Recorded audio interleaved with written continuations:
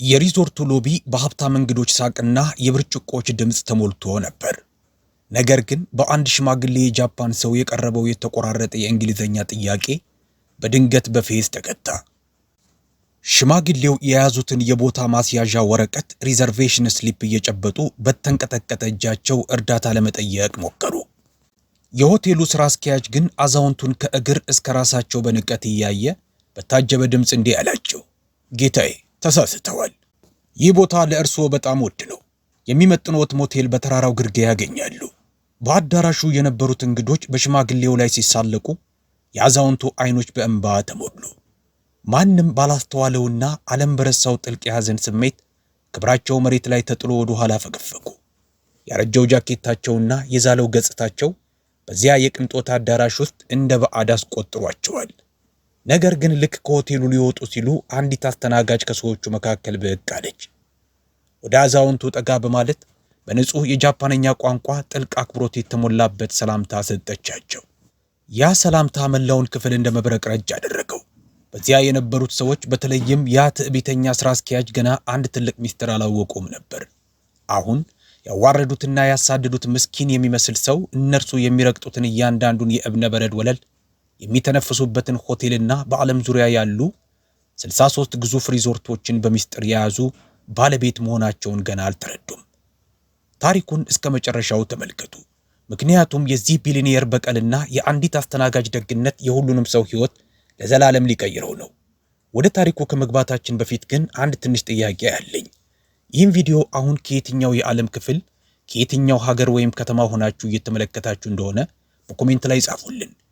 ከየት እንደሆናችሁ ማወቅ ለኛ ትልቅ ክብር ነው። እንዲሁም እንዲህ ያሉ ሕይወት የሚቀይሩና ትምህርት ሰጪ ታሪኮች ሁሌም እንዲደርሷችሁ ቻናሉን ሰብስክራይብ ማድረጋችሁንና ይህንን ቪዲዮ ላይክ በማድረግ አጋርነታችሁን እንድትገልጹልን በአክብሮት እንጠይቃለን። አሁን ቀጥታ ወደ ታሪኩ እንለፍ። በአንዲት የጃፓንኛ ቃል የተቀየረውንና የሁሉንም ሰው ሕይወት የለወጠውን አስገራሚ የቢሊኒየር ታሪክ ነው። ኬንጂ ማሪታ በዚያ በተጨናነቀና በሚያብረቀርቅ ሎቢ መካከል ቆሞ ሳለ እንደማይታይ መንፈስ ተሰማው። ይህ ግን ለዓመታት በቢሊዮን በሚቆጠር ገንዘብ የገዛው አይነት ከሰው እይታ የመደበቅ የደህንነት ስልት አይደለም። ይህ በንቀት የመታለፍ እንደ ቁም ነገር እንዳልተቆጠረ የሰው ዘር በቸልታ የመገፋት መራር ስሜት ነበር። ያረጀው የቆዳ ሻንጣው ልክ እንደ ዝምተኛ ምስክሩ እግሩ ስር ተቀምጧል። ግራጫውና ያረጀው ጃኬቱን በደከሙ ትከሻዎቹ ላይ ልክ እንደ ተሸነፈ ባንዲራ ላላ ብሎ ተንጠልጥሏል። ኬንጂ ልክ እንዳቀደው ተራና ደሃ ጎብኚ ሽማግሌ ይመስላል። ነገር ግን ነፍሱ በገዛ ሀብቱ መሃል እንዲህ ባይተዋር ትሆናለች ብሎ በጭራሽ አልገመተም ነበር። በዙሪያው ግራንድ ሰሚት ሪዞርት ልክ እንደ ሀብትና የስልጣን ካቴድራል በግርማ ሞገስ ገዝፎ ይታያል። የእብነ በረድ ወለሉ እንደ መስታወት ያብረቀርቃል። ከጣሪያው የተንጠለጠሉት የክሪስታል ማብራቶችም ብርሃናቸውን እንደ ወርቅ ዝናብ በክፍሉ ላይ ያዘንባሉ። ግዙፍ መስኮቶቹ በበረዶ የተሸፈኑትን ተራራዎች ልክ እንደ ተለጣፊ ውድ ስዕል አጉልተው ያሳያሉ። በየአቅጣጫው የሪዞርቱ ሰራተኞች ለስራቸው በሰለጠነ ነገር ግን ነፍስ በሌለው ሰው ሰራሽ ፈገግታ ታጅበው ይሯሯጣሉ። ውድ የዲዛይነር ልብሶችን የለበሱና ድምጻቸው በልበ ሙሉነት የሚሰማ እንግዶችን እንደ ንጉሥ ይቀበላሉ። ገና በሴፕቴምበር ወር የፀጉር ካፖርት የለበሰች አንዲት ሴት ስትገባ ሻንጣዋን ለመቀበል በሚሻሙ ሁለት የሆቴል ረዳቶቿ ታጅባ ልክ እንደ ታላቅ እመቤት ወደ አቀባበል ጠረጴዛው ትመራ ነበር። ኬንጂ ግን በዚህ ሁሉ ግርግር መሃል እንደ አንድ ያረጀ የቤት ዕቃ ተቆጥሯል። ማንም አይኑን አይጥልበትም። ማንም ትኩረት አይሰጠውም። በጥንቃቄ የተሰፋ ሱፍ የለበሰ አንድ ሰው ጣቶቹን ሲያጣቅስ አንድ የእንግዳ ተቀባይ እንደ አስማት በቅጽበት ከጎኑ ተገኘ። የአየሩ ጠረን በውድ ሽቶዎችና በአዳዲስ አበቦች መዓዛ የታወደ ቢሆንም ከውስጥ ግን የትንሽነትና የመናቅ ስሜት ይነፍስ ነበር። ኬንጂ በሰልፍ ውስጥ ለ20 ደቂቃዎች ቆይቷል። እሱ ሲደርስ ሰልፉ 6 ሰዎች ብቻ ነበሩት። አሁን ግን ሰልፉ ወደ 3 ዝቅ ብሏል። ነገር ግን እሱ አሁንም ባለበት ቦታ ላይ ነው። ምክንያቱም ወደ ጠረጴዛው በተቃረበ ቁጥር አዲስ ሰው ይመጣል። ሰራተኞቹም እሱን ትተው አዲሱን ሰው ወደፊት እንዲመጣ በእጃቸው ይጠቅሳሉ። ተመሳሳይ የቴኒስ ስፖርት ልብሶችን የለበሱ ጥንዶች፣ ኬንጂ ድርሻ ካላቸው ሱቆች የገዙትን ዕቃ በፌስታል የያዙ ቤተሰቦች፣ እንዲሁም ምንም ሻንጣ ያልያዘ ስልኩን በጆሮው ላይ እንደለጠፈና የዓለም ፍጥነት ይገባኛል የሚል ስሜት የሚነበብበት አንድ ነጋዴ በየተራ ያለፉት ሄዱ። በእያንዳንዱ ጊዜ ኬንጂ ወደ ኋላ ይፈገፍጋል። ምንም አይደል እያለ ራሱን ያጽናናል። ማንም የሚያየው ታዋቂ ሰው የለም ብለው ሲያስቡ የኩባንያው ንብረት የሆኑት ሆቴሎች ሰዎችን እንዴት እንደሚይዙ ለማየት የመጣው ለዚሁ እንደሆነ ለራሱ ይነግራል። ነገር ግን አንድን ነገር ማወቅና በውስጥ መሰማት የተለያዩ ነገሮች ናቸው። አሁን ግን በጣም ትንሽ ሆኖ ተሰማው። አጠገቡ ለሚያልፍ ዲላን የተባለ ስም የተለጠፈበት ንጹህ ዩኒፎርም የለበሰ ወጣት ሰራተኛ በለሰለሰ ድምፅ ይቅርታ አለው። የእንግሊዘኛ አነጋገሩ በጣም ጥንቃቄ የተሞላበት ነበር። እያንዳንዱን ቃል ልክ ወንዝ ላይ እንደሚቀመጥ መሸጋገሪያ ድንጋይ በጥንቃቄ ያስቀምጣታል። የቦታ ማስያዣ ሪዘርቬሽን አለኝ። በጣም ረጅም ሰዓት ጠበቅኩ አለ ኬንጂ። ዲላን ግን በቸልታ በአይኑ ገረፍ አድርጎ ይበልጥ ትኩረት የሚስብ ትልቅ ሰው ፍለጋ አይኑን በሎቢው ላይ ማማተር ጀመረ። እየራቀ ጌታዬ ተራውን መጠበቅ አለበት አለው። ያቺ ጌታዬ የምትል ቃል እንዲያው ለይምሰል በገደምዳሜው የተናገራት እንጂ ከልቡ የመነጨች አልነበረችም። እንዲለው ስለሰለጠነ ብቻ ያወጣት የልምድ ቃል ነበረች። ኬንጂ በዝምታ ራሱን ነቅንቆ ባለበት ቆመ። የዛሉ እግሮቹ የሰውነቱን ክብደት ለመሸከም እየተቸገሩ ነው። ከቶኪዮ ወደ ሳን ፍራንሲስኮ፣ ከሳን ፍራንሲስኮ ወደ ዴንቨር፣ በመጨረሻም እዚህ ለመድረስ አድካሚ የሆነ የ18 ሰዓታት ጉዞ አድርጓል።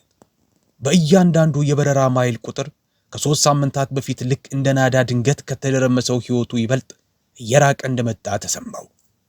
የራሱ የወንድሙ ልጅ የገዛ ደሙ ኬንጂ በእጆቹ አሳድጎ ያስተማረው ከልቡ አምኖና ፈቅዶ ኩባንያውን እንዲረከብ ያዘጋጀው ልጅ ያ ሁሉ ዓመታት ግን ለካስ ውሸት ነበሩ።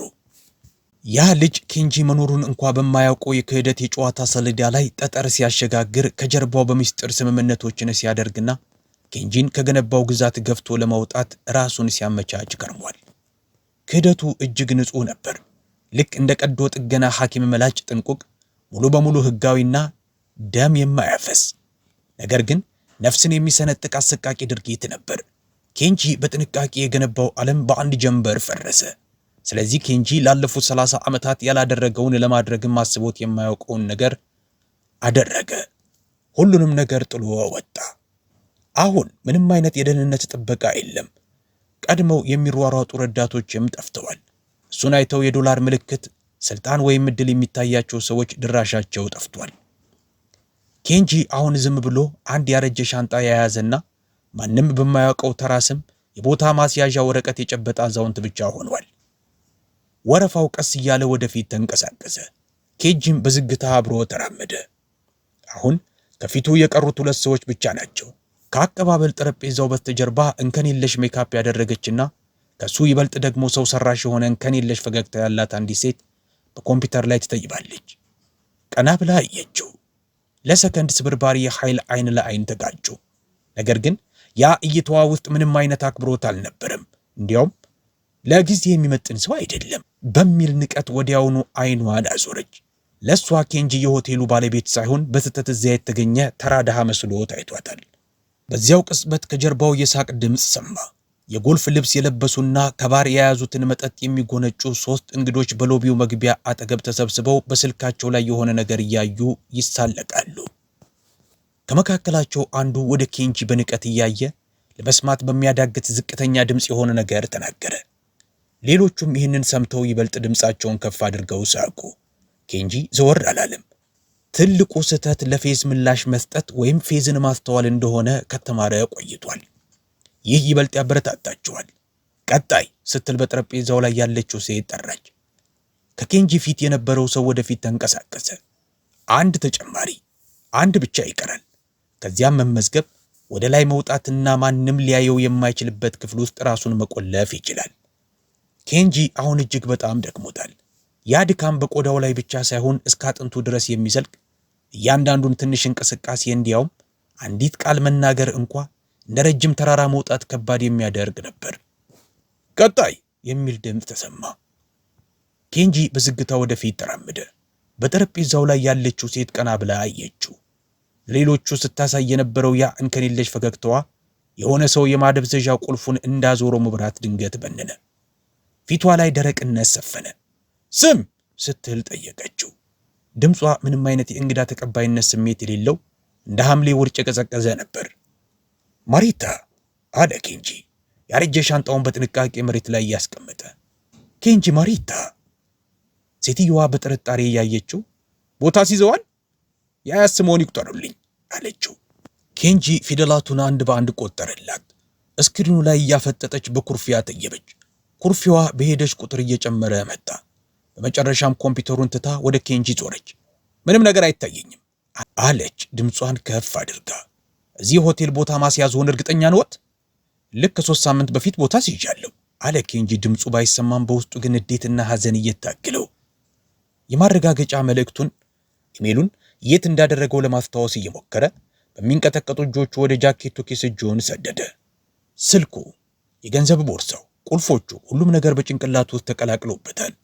ያ የ18 ሰዓታት የጉዞ ድካም አሁን ካጋጠመው ጥልቅ የህፍረት ስሜት ጋር ተደባልቆ አቅሙን አሟጠጠው። ጌታዬ፣ የማረጋገጫ ቁጥር ከሌለዎት ልረዳዎት አልችልም አለች እንግዳ ተቀባይዋ። ቃላቶቿ ልክ እንደ በረዶ ቀዝቃዛ ነበሩ። ቀድሞውኑ እሱን አይታ የጨረሰች ይመስል እሱን አልፋ በወረፋው ለሚቀጥለው አስፈላጊ እንግዳ አይኖቿን ሰደደች። ምናልባት ሆቴሉን ተሳስተው ሊሆን ይችላል። ሌላ ተመሳሳይ ስም ያለው ቦታ ፈልጉ። አይ ትክክለኛው ሆቴል ነው፣ እርግጠኛ ነኝ አለ ኬንጂ በዝቅተኛ ግን በቆራጥ ድምፅ። እባክዎን ለአንድ ጊዜ ብቻ በድጋሚ ሊያዩልኝ ይችላሉ? ቀድሞውንም አይቻለሁ። አሁን ድምጿ ተለወጠ። ያ የቆየ ትዕግስቷ ተሟጦ አልቋል። ድምጿ ሹልና ትዕዛዝ አዘል ሆነ። በዚያ ስም የተያዘ ምንም አይነት ክፍል የለም። በመቀጠልም ልክ መንገድ ላይ እንደቆመ እንቅፋት ወይም ትራፊክ እንደዘጋጋ ተራቆስ በመቁጠር አሁን ለቀጣዩ እንግዳ እንድሰራ እባክዎን ወደ ጎን ይበሉ ስትል በቁጣ አዘዘችው። ኬንጂ በአንገቱ ላይ የሚሰማው ትኩሳት እየጨመረ መጣ። ያ በህዝብ ፊት ከመናቅ የሚመጣው ልዩ የሐፍረት ስሜት ነፍሱን አቆሰላት። እየሆነ ያለውን ነገር ለመረዳት እንደማይችል ደንቆሮ ተቆጥሮ መታከሙ ከምንም በላይ አመመው። የእንግሊዘኛ ቋንቋውን ከኔለሽ ባይሆንም ትርጉሙን ለመረዳት ግን በቂ ነበር። እሷ ወደ ጎን ይበሉ ስትለው በቃላት ያልተነገረው ትክክለኛ መልእክቷ ግን ግልጽ ነበር። አንተ የዚህ ቦታ ሰው አይደለም፣ ለዚህ ውድ አዳራሽ አትመጥንም እያለችው ነበር። እባክሽን አለ ኬንጂ እንደገና። ያ ድምፁ ምን ያህል ደካማና የሰለለ ሆኖ መሰማቱን እየጠላው። ቦታ ትይዣለሁ፣ ምናልባት በሌላ ስም ሊሆን ይችላል፣ ማስረዳት እችላለሁ። ጌታዬ። በድንገት አንድ አዲስ ድምፅ ትረካውን አቋረጠው። ስል ቀዝቃዛና ትዕዛዝ አዘል የወንድ ድምፅ። ኬንጂ ቀና ብሎ ሲመለከት እንከን የለሽ የሥራ አስኪያጅ ሱፍ የለበሰ ሰው ወደ ጠረጴዛው በረዥም እርምጃ ሲመጣ አየ። በፊቱ ላይ የሚታየው አገላለጽ ሙሉ በሙሉ የሥራ እንጂ ለአንድ የዛለ አዛውንት የሚሆን ምንም አይነት ሰብአዊ ርኅራኄ ያልነበረበት ድርቅ ያለ ነበር። እዚህ ጋር ምን ችግር አለ ሲል ጠየቀ። ይህ ግለሰብ ምንም አይነት የተያዘ ቦታ የለውም አለች የመቀበያ ጠረጴዛዋ ሰራተኛ። ግለሰብ የሚለውን ቃል የተጠቀመችው በታላቅ ልግስናና በትዕግስት መሆኑን በሚያሳይ የፊት ድምፅ ቃል ነበር። ስራ አስኪያጁ ኬንጂን ከእግር እስከ ራሱ በጥልቀት መረመረው። ያ ያረጀው ጃኬቱ፣ በመንገላታት የደቀቀው ሻንጣውና መቆረጥ ያለበት ሸበቶ ጸጉሩ በስራ አስኪያጁ እይታ ውስጥ ኬንጂ እንግዳ ሳይሆን የሪዞርቱን ክብር የሚቀንስ ቆሻሻ ነበር። በስራ አስኪያጁ ፊት ላይም የንቀትና የውሳኔ ስሜት በግልጽ ታየ። በዚያ ቅጽበት የሰው ልጅ ዋጋ የሚለካው በሰውነቱ ሳይሆን በለበሰው ጨርቅ መሆኑን የሚያሳየው የውርደት መጋረጃ ተገለጠ። ጌታዬ፣ ይህ የላቀ የቅንጦት ሪዞርት ነው። ምናልባት አቅምን ያገናዘበ ማረፊያ የሚፈልጉ ከሆነ በተራራው ግርጌ 15 ማይል ያህል ዝቅ ብሎ ጥቂት ሞቴሎች ይገኛሉ አለው። ይህን የተናገረው በአቅራቢያው ያሉ እንግዶች ሁሉ ዞር ብለው እንዲመለከቱት በሚያደርግ ከፍተኛና ሆን ተብሎ በተሰላ ድምፅ ነበር። መልእክቱ ግልጽ ነበር። የዚህን ቦታ ወጪ ለመክፈል አቅሙ የለህም ነው። በኬንጂ ውስጥ የሆነ ነገር ተሰበረ። ነገር ግን ይህ ስብራት በከፍተኛ ጩኸት ወይም በድራማዊ ሁከት የታጀበ አልነበረም።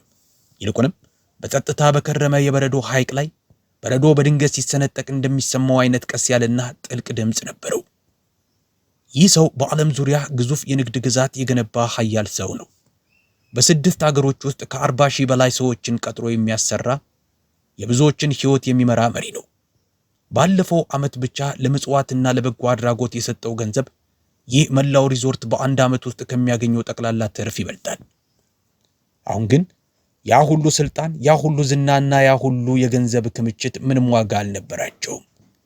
በእነዚህ ሁለት ሰዎች ፊት እርሱ ኬንጂ ማሪታ የተባለው ኃያል ሰው ሳይሆን ለጊዜያቸውና ለቦታቸው የማይመጥን በቸልታ ሊታለፍ የሚገባው ተራ ሽማግሌ ብቻ ነበር። የሰው ልጅ ክብር በወርቅ ሚዛን በሚሰፈርበት በዚህ አዳራሽ ውስጥ የኬንጂ ማንነት ከእግሩ ስር እንዳለው ሻንጣ ረክሶ ታየ። ኬንጂ በውርደት ተሸንፎ የማይገባውን ነገር ለመስማት ራሱን እያዘጋጀ ሳለ በሎቢው ግርግርና ጫጫታ መካከል እንደ ደውል ጥር ብሎ የሚቆርጥ ድምፅ ተሰማ። ሱሚማሴን! ቃሉ የጃፓንኛ ነበረ። ይቅርታ ማለት ቢሆንም ከቃሉ በላይ ግን ትልቅ ትርጉም ነበረው። በጣም ስርዓት ባለው መንገድ በቶኪዮ ረቂቅ አነጋገር የተነገረ ጥልቅ የክብር መግለጫ ነበር። ኬንጂ ካልተጠበቀው ድንገተኛ ድምፅ የተነሳ ራሱን በፍጥነት ስላዞረ አንገቱ ተቆነጠጠ። አንዲት ወጣት ሴት ከካፌው አካባቢ ወደ እሱ እየመጣች ነበር። ቀለል ያለ ጥቁር የሥራ ልብስ ከነመከለያው ለብሳለች። ጠቆር ያለ ፀጉሯም ወደ ኋላዋ በጥንቃቄ ታስሯል። እሷም እንደ ኬንጂ ሁሉ ደክሟ ትታያለች። ያ ረጅም ሰዓታት በመቆም ከመስራት የሚመጣ የድካም ጥላ በፊቷ ላይ ይነበባል። ነገር ግን አይኖቿ በደግነትና በምህረት የተሞሉ ነበሩ። ከሁሉም በላይ ደግሞ በንቀት ሳይሆን በፍቅር በቀጥታ ኬንጂን ትመለከት ነበር። ከእርሱ ጥቂት እርምጃዎች ራቅ ብላ ቆመችና በትንሹ ጎንበስ ብላ እጅ ነሳች። ይቺ ትንሽና የክብር መግለጫ የሆነች ድርጊት ለኬንጂ ልክ እንደ ኃይለኛ የቦክስ ምት ደረቱን ነካው። የረሳውን ክብሩን በቅጽበት መለሰችለት። ከዚያም እንደገና ተናገረች። በዚህ ጊዜ ግን በአንድ ቃል ብቻ አልነበረም፣ ሙሉ አረፍተ ነገር አቀላጥፋ በተፈጥሯዊ ሁኔታና በፍጹም ባልተጠበቀ መንገድ አወጣቸው። ጌታዬ፣ ልረዳዎት እችላለሁ? ቃላቶቹ በጃፓንኛ ነበሩ፣ ፍጹም የሆነ ጃፓንኛ። በድንገት ያ ሁሉ የሎቢው ጫጫታ ቆመ። መላው ክፍል ትንፋሹን የዋጠ መሰለ። ኬንጂ አፈጠጡባት። ለጥቂት ጊዜ የት እንዳለ ዘነጋው። የጠረጴዛውን ሰራተኛ ንቀት፣ የሥራ አስኪያጁን ፍርድ፣ የ18 ሰዓታቱን ጉዞና የ3 ሳምንቱን ክህደት ረሳው።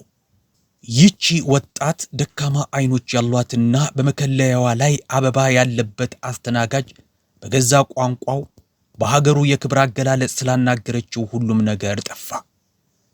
ከዓመታት ዝምታ በኋላ የእናቱን ድምፅ እንደ መስማት ያህል ነበር የተሰማው። ጃፓንኛ ትናገሪያለሽ? ሲል ጠየቀ። አሁንም በጃፓንኛ። ድምፁ ባለማመን ተሰነጣጥቆ ነበር። ፈገግ አለች። በሌሎች ሰዎች ፊት ላይ እንደተለጠፈው አይነት የሥራ ፈገግታ አልነበረም። እውነተኛ፣ ሞቅ ያለ፣ አይን የሚደርስ አይነት ፈገግታ ነበር። አዎ ጌታዬ፣ ለብዙ ዓመታት ቶኪዮ ውስጥ ኖሬያለሁ። ከመስማት በቀር ምንም ማድረግ አልቻልኩም። ቦታ በማስያዝ ረገድ ችግር የገጠመሁት መሰለኝ። ከኬንጂ በስተጀርባ የሆነ ሰው በትዕግስት ማጣት ድምፅ አሰማ።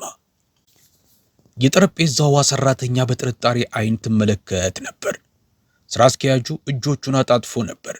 ነገር ግን ወጣቷ ሴት የምታስተውል ወይም ግድ የሚሰጣት አልመሰለችም።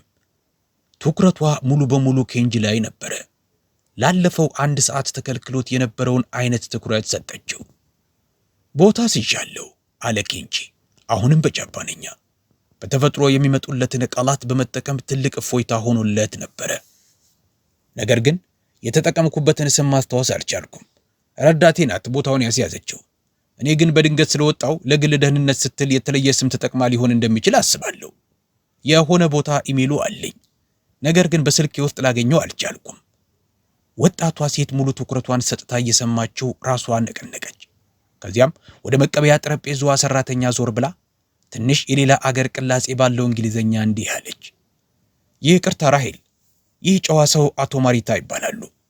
የተያዘ ቦታ አላቸው። ነገር ግን በምዝገባው ላይ መጠነኛ መደበላለቅ የተፈጠረ ይመስላል።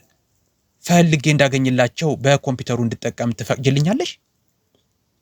እንግዳ ተቀባይዋ ራሄል በግርምት አይኗን አቁለጨለጨች። ከአስተናጋጇ ወደ ኬንጂ ያፈራረቀች ተመለከተች። በፊቷ ላይ ግራ መጋባትና ንዴት ይታይ ነበር። ስካይለር፣ አንቺ ካፌ ውስጥ መሆን ነበረብሽ። ይህ ያንቺ የሥራ ዘርፍ አይደለም አለቻት። አውቃለሁ አለች ስካይለር። ድምጿ የተረጋጋና ትሁት ቢሆንም በሆነ መንገድ ግን ቁርጠኝነት ይንጸባረቅበት ነበር።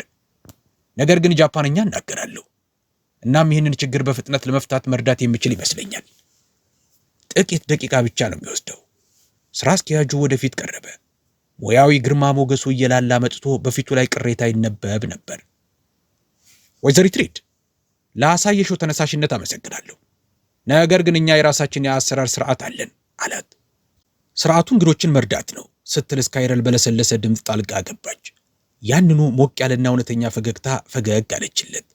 ነገር ግን አሁን ከፈገግታዋ በስተጀርባ እንደ ብረት ጠንካራ የሆነ ቁርጠኝነት ይታይ ነበር። አይደለም እንዴ?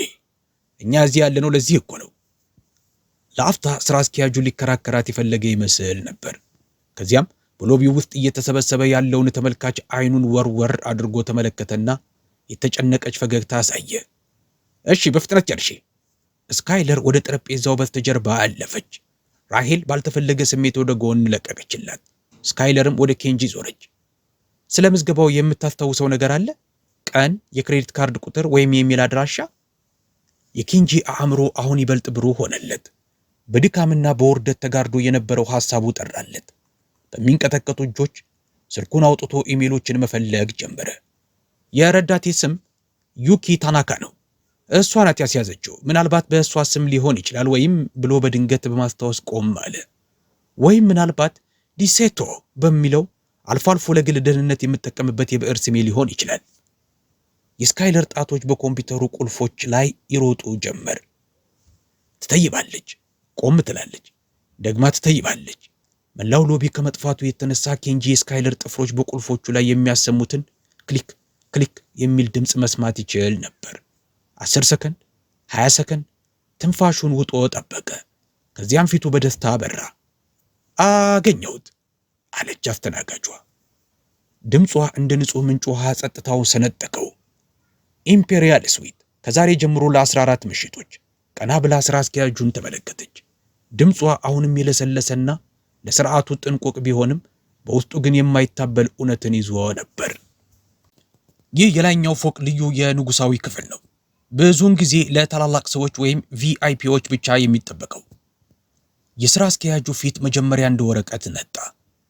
ከዚያ በሀፍረት ቀላ። ደግሞ መልሶ ድንጋጤው በረደውና ነጣ። እስክሪኑን ለማረጋገጥ ልክ እንደተወጋ ሰው ወደ ጠረጴዛው ጎንበስ አለ። ኬንጂም በስራ አስኪያጁ አይኖች ውስጥ ያ የድንጋጤና የእውነት ብርሃን ድንገት ሲፈነጥቅ ተመለከተ። ኢምፔሪያል ስዊት ዝም ብሎ ውድ ክፍል ብቻ አይደለም። እንዲህ አይነቱ ክፍል የሚያመለክተው በጣም አስፈላጊ የሆነን በዓለም ፊት ግዙፍ ግርማ ያለውንና ገና በሩን ሲረግጥ በክብር ሊያውቁት የሚገባን ሰው ነበር። አሁን ያዋረዱት ያሳደዱትና እንደ ቆሻሻ የቆጠሩት አዛውንት እነሱ በህልማቸው እንኳ ሊያዩት የማይችሉት ታላቅ ሰው መሆኑ በዚያ በደመቀው ስክሪን ላይ በግልጽ ተጻፈ።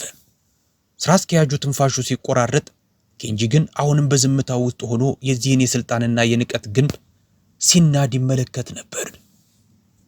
አቶ ሳትወ አለ ስራ አስኪያጁ፣ ድምፁ በድንገት በጥቅምና በክብር እንደራሰ ቅባት እየለሰለሰ። ለተፈጠረው መደናገር በጣም ጥልቅ ይቅርታዬን አቀርባለሁ። የክፍልዎን ቁልፍ እስክናዘጋጅ ድረስ ትንሽ ደቂቃ ቢሰጡን። ተዘጋጅቷል አለች ስካይለር የሆነ ነገር እያተመች። አሁኑኑ ቁልፉን ልሰጠው እችላለሁ።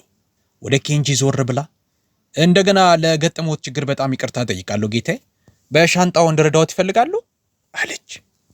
ኬንጂ ምላሽ ከመስጠቱ በፊት ሁለት የሻንጣ ተሸካሚዎች ልክ በአስማት እንደተጠሩ ሁሉ ያረጀ ሻንጣውን ለመቀበል እጆቻቸውን ሰደዱ። እነዚህ ከጥቂት ደቂቃዎች በፊት ችላ ብለውት ያለፉት ሰዎች ነበሩ። እርሱ እንደሌለ ቆጥረውት የነበሩት ሰራተኞች አሁን እሱን ለማገልገል እርስ በርሳቸው ይጋፉ ጀመር። አይ አለ ኬንጂ በዘግታ፣ አሁንም በጃፓንኛ አመሰግናለሁ፣ ግን አያስፈልግም። ወደ ስካይለር ዞረ። በጥልቀትም ተመለከታት። እርሷ በሃያዎቹ አጋማሽ ላይ የምትገኝ ወጣት ነበረች። ፊቷ ብዙ ጊዜ ፈገግ እንደምትል የሚጠቁም ብሩህነት ቢኖረውም የህይወትንና የችግርን ክብደት በሚገባ እንደተረዳችም ያስታውቃል። በሥራ ልብሷ ላይ የአበባ እድፍ ቢኖርም ልብሱ ግን እጅግ ንጹሕና የተጠበቀ ነበር። ምንም እንኳን ከፍተኛ ድካም ቢታይባትም አቋሟ ልክ እንደ ኬንጂ ቀጥ ያለና ኩራት የተሞላበት ነበር። አይኖቿም ኬንጂ ለረጅም ጊዜ በሰዎች ዘንድ ያላየውን ብርቅ ነገር ሰንቀዋል። ያለምንም ሽልማት ተስፋ የሚደረግ ከልብ የመነጨ እውነተኛ ደግነት። ጃፓንኛ እንዴት ተማርሽ? ሲል ጠየቃት ኬንጂ በመገረም። በዙሪያቸው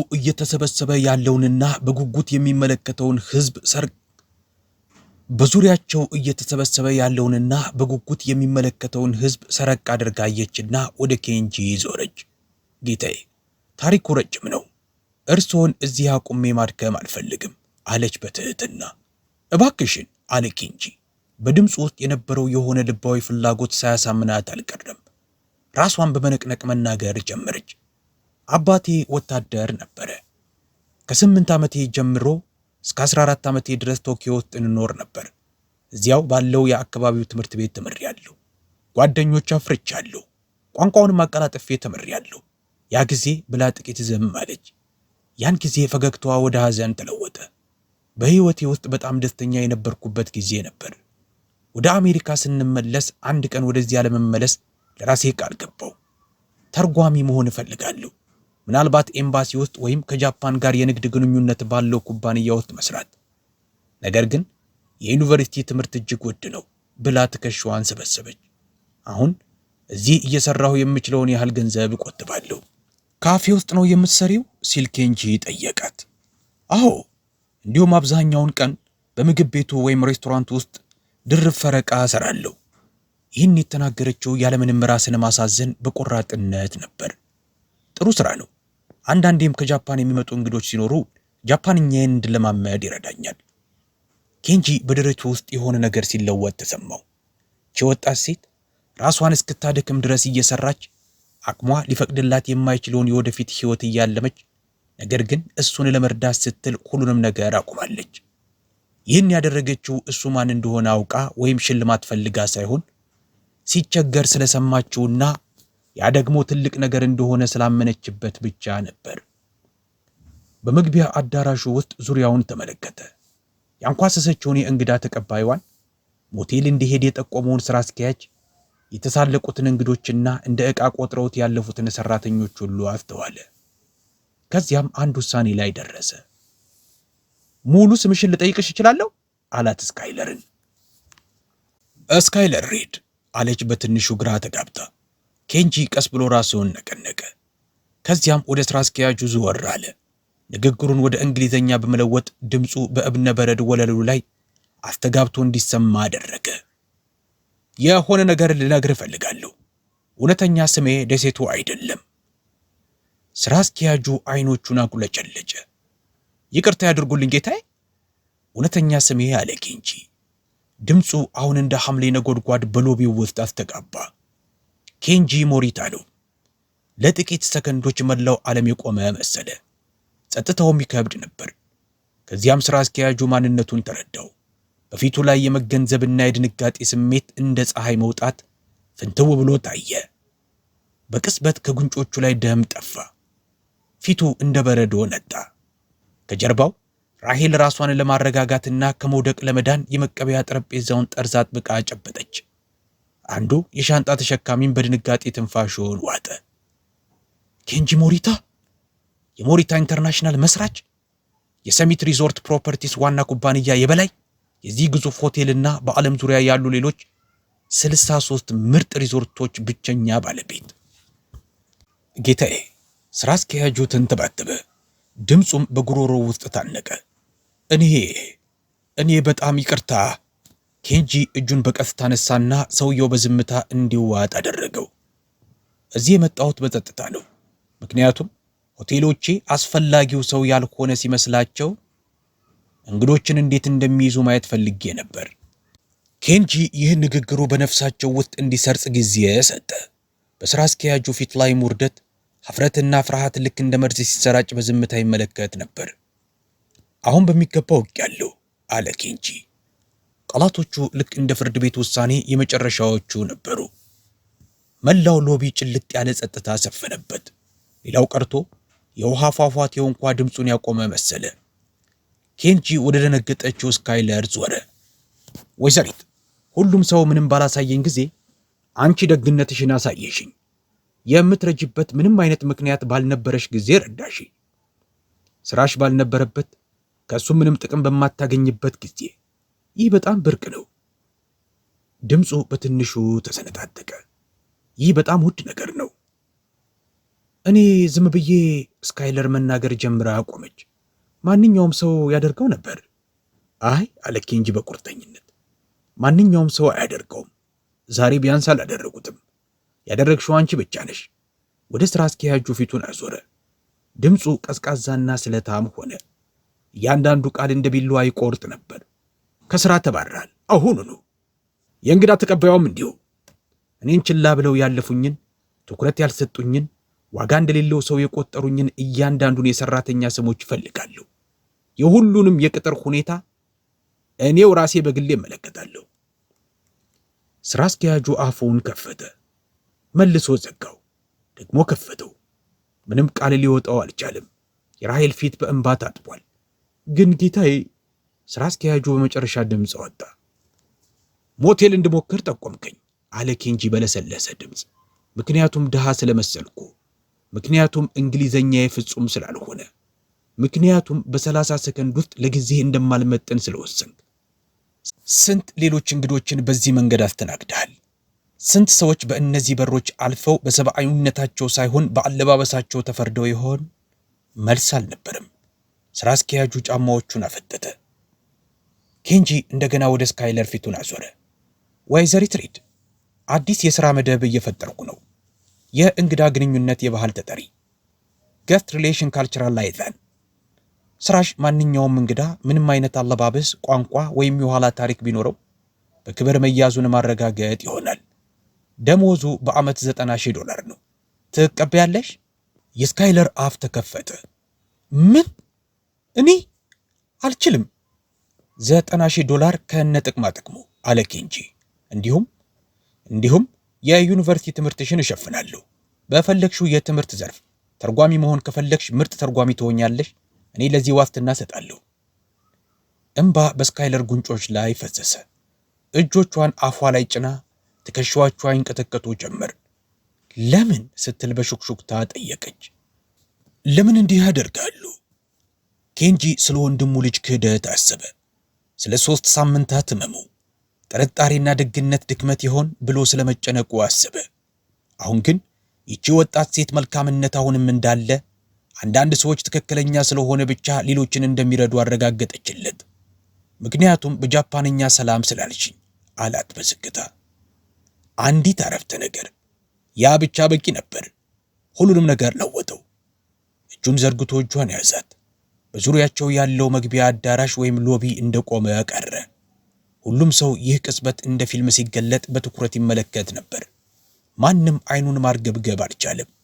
በእኔ ሀገር አለ ኬንጂ፣ አንድ አባባል አለን። አንዲት ደግ ቃል 3 የክረምት ወራትን ማሞቅ ትችላለች የምትል። ዛሬ አንቺ ከደግ ቃል በላይ ሰጥተሽኛል። ይጠፋብኝ መስሎኝ የነበረውን ነገር መልሰሽልኛል። ምንድን ነው ስትል ስካይለር በእንባ መካከል ጠየቀች። ተስፋ አላት ኬንጂ በቀጥታ። እጇን ለቀቀና ድምፁ በግልጽ እንዲሰማ በማድረግ ለመላው አዳራሹ እንዲህ ሲል ተናገረ። ከዛሬ ጀምሮ የሰሚት ሪዞርትስ ፕሮፐርቲስ አዲስ መመሪያ ይኖረዋል። በእያንዳንዱ ንብረታችንና በምንሰራባቸው ሀገራት ሁሉ እንግዶችን በክብር እንጂ በአለባበሳቸው አንመስንም። ሰራተኞች በሙሉ የባህል ግንኙነት ስልጠና ይወስዳሉ።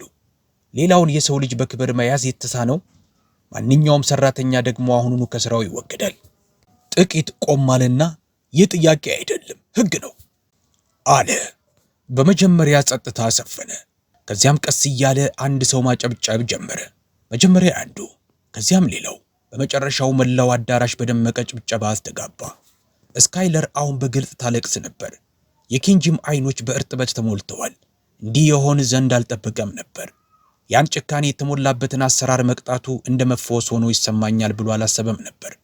የአንዲት ወጣት ደግነት በራሱ የመወሰን ብቃት ላይ እንደገና እንዲተማመን ምክንያት ይሆነኛል ብሎም አልገመተም ነበር። ነይ አላት ለስካይለር በጃፓንኛ። ወደ ክፍሌ እንድሄድ እርጅኝ፣ በጣም ደክሞኛል። የምደውላቸውን ብዙ ስልኮች አሉ። ነገር ግን መጀመሪያ ስለ ቶኪዮ ተጨማሪ ነገር መስማት ፈልጋለሁ። ስለ ህልሞችሽ መስማት ፈልጋለሁ። ሁሉንም ነገር ማወቅ ፈልጋለሁ። ስካይለር ፊቷን እየጠረገች ራሷን በአዎንታ ነቀነቀች። ከጠረጴዛው በስተጀርባ ወጥታ የሻንጣ ተሸካሚዎቹን ችላ በማለት የኬንጂን ያረጀ ሻንጣ አነሳች። ከዚያም ከጎኑ ሆና ወደ ሊፍቱ ተጓዘች። የሊፍቱ በሮች ሲዘጉ ኬንጂ ለመጨረሻ ጊዜ የሎቢውን ሁኔታ አየ። ከሥራ የተባረረው ሥራ አስኪያጅ እንደደነዘዘ ቆሟል። እንግዶቹ በሹክሹክታ ያወራሉ። ሰራተኞቹም ነገሩ እየገባቸው እርስ በርሳቸው ይተያያሉ። ኬንጂ ፈገግ አለ። ላለፉት 3 ሳምንታት ለመጀመሪያ ጊዜ እውነተኛ ፈገግታ ፈገግ አለ። አመሰግናለሁ አላት ለስካይለር በለሰለሰ ድምፅ። እሷም እንባ ባቆሩ አይኖቿ ቀና ብላ አየችው። ለምኑ? እኔ የማልታይ በነበርኩበት ጊዜ ስላየሽኝ አላት ኬንጂ። ሊፍቱ ወደ ላይ ተንቀሳቀሰ። ወደ ላይኛው ፎቅ፣ ወደ ንጉሳዊው ክፍል እና በአንዲት ቀላል ሰላምታ ወደ ተለወጠው አዲስ የወደፊት ሕይወት ይዟቸው ወጣ። ያ ሁሉ ለውጥ የመጣው ቤት የሚል ትርጉም ባላቸው ቋንቋዎች እንዲሁም ደግነት ከምቾት በላይ እንደሆነ በወሰነች አንዲት ወጣት ምክንያት ነበር። ሱማማሴን ወይም ይቅርታ ብላ ነበር የጀመረችው። በዚያች አንዲት ቃል ሁሉም ነገር ተለወጠ። አንዳንዴ ትንሿ የደግነት ተግባር በዓለም ላይ ማንም ሊገምተው የማይችለውን ግዙፍ ለውጥ ይፈጥራል። ስካይለር በዚያ ቅጽበት የረዳችው በዓለም የታወቀ ቢሊኔር መሆኑን ቅንጣት ታህል የምታውቀው ነገር አልነበረም። እሷ ያየችው በድካም የዛለ በሰው የተናቀና የገዛ ቋንቋውን የሚሰማበት ሰው አጥቶ ግራ የተጋባ ምስኪን አዛውንት ብቻ ነበር። እውነተኛ ደግነት እንዲህ ነው።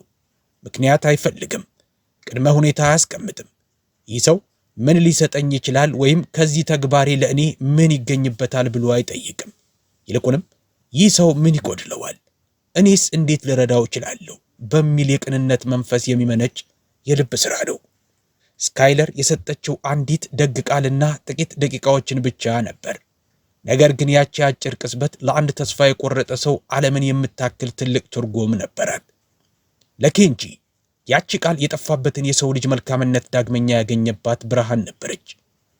ያስታውሱ፣ ዓለምን ለመለወጥ የግድ ባለስልጣን ወይም ባለጸጋ መሆን አይጠበቅብዎትም። ለአንድ ለተቸገረ ሰው የሚሰጥ ትሑት አቀባበል፣ አክብሮት የተሞላበት እይታ ወይም አንዲት ቅን ቃል የሰውን ሕይወት የመቀየር ኃይል አላት። ደግነት በምላሹ ለሚገኝ ጥቅም ሳይሆን ለሰው ልጅ ክብር ሲባል የሚደረግ ቅዱስ ተግባር ነው። እናንተስ በዛ በጭንቀትና በውርደት በከበደው ቅጽበት እንደ ኬንጂ ያለ ሰው በሰው ፊት ሲንቋሸሽና ችላ ሲባል ብታዩ ምን ታደርጉ ነበር? ልክ እንደ ስካይለር በድፍረትና በቅንነት ጣልቃ ገብታችሁ ትረዱ ነበር? ወይስ እንደ ሌሎቹ እኔን ምን አገባኝ በሚል ስሜት ፊታችሁን አዙራችሁ ታልፉ ነበር? ይህ ጥያቄ ቀላል ቢመስልም የሁላችንንም የሞራል ጥንካሬ የሚፈትን ነው። ብዙ ጊዜ ሰዎችን የምንመዝነው በውጫዊ ማንነታቸው፣ በቋንቋቸው ወይም በኪሳቸው ባለው ገንዘብ መጠን ነው። ነገር ግን የኬንጂ ታሪክ እንደሚያስተምረን ከእያንዳንዱ ሰው በስተጀርባ እኛ የማናውቀው ትልቅ ታሪክ፣ ክብርና ዋጋ እንዳለ ነው። እባካችሁ ይህ ታሪክ ልባችሁን ነክቶት ከሆነና በውስጣችሁ መልካምነትን ቀስቅሶ ከሆነ ሐሳባችሁንና ስሜታችሁን በኮሜንት ላይ አጋሩኝ። የእናንተ እውነተኛ ምላሽ ለሌሎችም ትልቅ ትምህርት ሊሆን ይችላል። ደግነትን ማጋራት የሁላችንም ኃላፊነት ነው። ስለዚህ ይህን ቪዲዮ ላይክ በማድረግ አጋርነታችሁን ግለጹ። ዛሬ ተስፋ ለቆረጠ፣ ለተናቀ ወይም ደግነት ለራቀው ሰው ይህን ታሪክ በማጋራት ወይም ሼር በማድረግ የብርሃን ምንጩ ነው። በሕይወታችን ውስጥ ከንዋይና ከስልጣን በላይ ትልቅ ነገር የሰው ልጅ ክብር መሆኑን የሚያስታውሱ እንዲህ ያሉ ጠንካራ ታሪኮች እንዳያመልጣችሁ ሰብስክራይብ ማድረጋችሁን አትርሱ።